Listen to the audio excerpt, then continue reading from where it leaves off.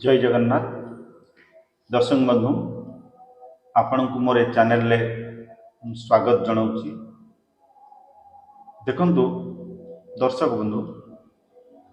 जो माने वर्तमान चाकरी पीरियड अच्छी 15 वर्ष बा 12-13 वर्ष से माने भल दरमा पाउचंती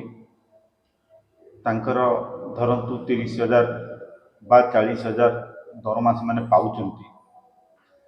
तो से माने जितने रिटायर्ड हेबे तांकर जो ईपीएफ बा एम्प्लॉय प्रोविडेंट फंड जो कटुची से से माने निश्चित पेंशन पाइबे। किंतु जदि तांकर 12 वर्ष बा 15 वर्ष चाकरी वर्तमान बाकी अच्छी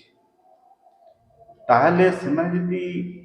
भविष्यत चिंताधारा करती गोटे भल पेंशन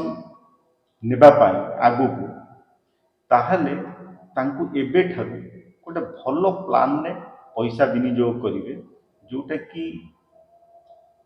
कम रिस्क माने रिस्क जीरो किंतु से माने पेंशन आकार रे भल पैसा पाई परिवे जेतबेले से रिटायर्ड हेबे। किंतु एबे ठारू से गोल बनेइବାକୁ हबो बा लक्ष्य रखिବାକୁ हबो जे किमिति पेंशन जिमती दी पटरू मिलुथिबो। धरंतु आपण ईपीएफ रु पेंशन पाइले ता सहित आपण एबे ठारू जदि से गोल बनाती आपण तो रिटायर्ड हेबे सेतबेले मध्य जो पैसा पाइबे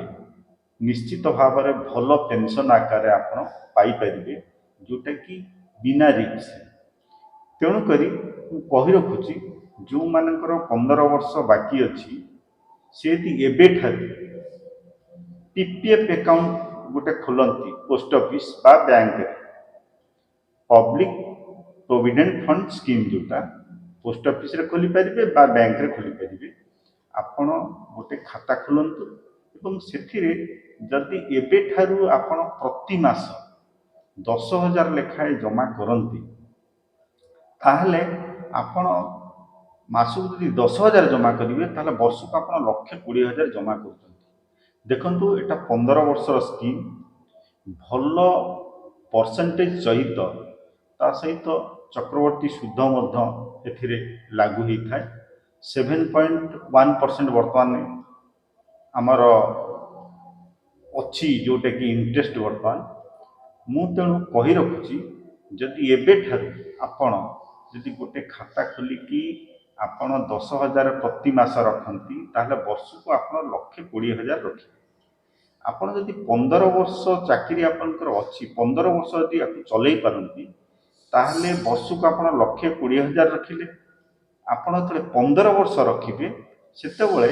आपण जमा देइथिबे 18 लाख टंका जोटा कि 1,20,000 जदि वर्ष को 15 वर्ष रे आपण 18 लाख जमा कर आपण सेतेबेले इंटरेस्ट पाइबे 13,55,680 टंका। चिंता करंतु 15 वर्ष रे आपनकर इंटरेस्ट 13,55,680 टंका आपण 18 लाख जमा करिसंती आपण को जोटा कि मूल पुंजी जे आपनकर जमा करिथिबा टंका एवं इंटरेस्ट एवं मूलधन मिसिकी आपण को 15 वर्ष परे बा जेतले आपण रिटायर्ड हेबे 15 वर्ष जदि चलांती ताले आपण को टोटल वैल्यू मिलिबो 31,55,680 टंका जोटा कि आपण तबले 31,55,000 माने धरंतु 31.5 लाख से तले टंका आपण पाइबे प्लस आपण तले रिटायर्ड हेबे आपण रिटायर्ड पैसा भी पाइबे ता सहित आपण ईपीएफ रु पेंशन पाइबे एवं ये जो 31,55,000 पाइबे आपण से पोस्ट ऑफिस रे आपण एमआईए स्कीम करदेवे जोटा कि आपण जदि जॉइंट करती स्वामी स्त्री मिसिकी ताहले 15 लाख करिपारिबे एवं सिंगल होई जदि करती ताहले आपण 9 लाख बा 18 लाख करिपारिबे। धरंतु आपण 15 लाख करदेले स्वामी स्त्री दी जण मिसिकी एवं आउ 15 लाख आपणकर पुओ झियो नारे भी करिपारिबे। तेणुक 30 लाख आपण जदि सेठी आपण एमआई स्कीम रे रखंती मंथली इनकम स्कीम 30 लाख रे मिनिमम आपणकर 20,000 टंका आपको इंटरेस्ट आसीबो जोटा कि एपट्रे 20,000 पेंशन पाइले सेपट्रे आपण ईपीएफ रु पेंशन पाइले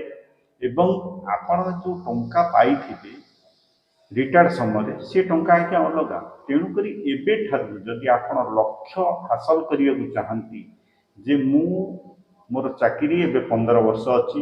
गोटे भल एमाउंट बा भल पेंशन मु पाइबी तेणुक एवं आप गोटे पीपीएफ अकाउंट खोलीदेवे खोली सारी आप 10,000 प्रति मास जमा दे चल देखिए आप जो रिटायर्ड हे 15 वर्ष पर आपण 31,55,000 टंका आप पाइबे आपणकर पीपीएफ रु एवं ईपीएफ रु मध्य